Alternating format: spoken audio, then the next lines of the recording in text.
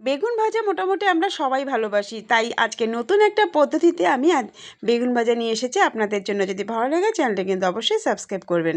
একদম পাতলা করে আমি বেগুনগুলোকে কেটে নিয়েছি, তারপরে একটা ছুরির সাহায্যে একটু ফুটো ফুটো করে নিয়েছি বেগুনগুলোকে। তারপরে স্বাদ অনুযায়ী নুন, হাফ চামচ হলুদের গুঁড়ো, হাফ চামচ লঙ্কার গুঁড়ো, এক চিমটে চিনি, গোলমরিচের গুঁড়ো সমস্ত উপকরণ দিয়ে দুপাশটা আমি ভালো মতো মাখিয়ে নিয়েছি।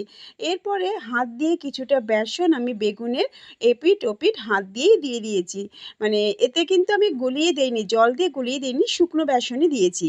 এইভাবে ম্যারিনেট করে আমি বেগুনটাকে প্রায় 10 মিনিটের মতো রেখে দিয়েছি। 10 মিনিট বাদে আমি রিফাইন তেলে বেগুনগুলোকে লো ফ্লেমে কিন্তু ভেজে নিয়েছি। দারুণ লাগে বন্ধুরা, শুধু খেতেও কিন্তু ভীষণ ভালো লাগে। রুটি বলুন বা ভাত বলুন, দুটোর সাথেই কিন্তু জাস্ট জমে যাবে। বেগুন ভাজা তো অনেকভাবেই আমরা খেয়ে থাকি, একবার এইভাবে খেয়ে দেখুন, জিভে লেগে থাকার মতো স্বাদ পাবেন।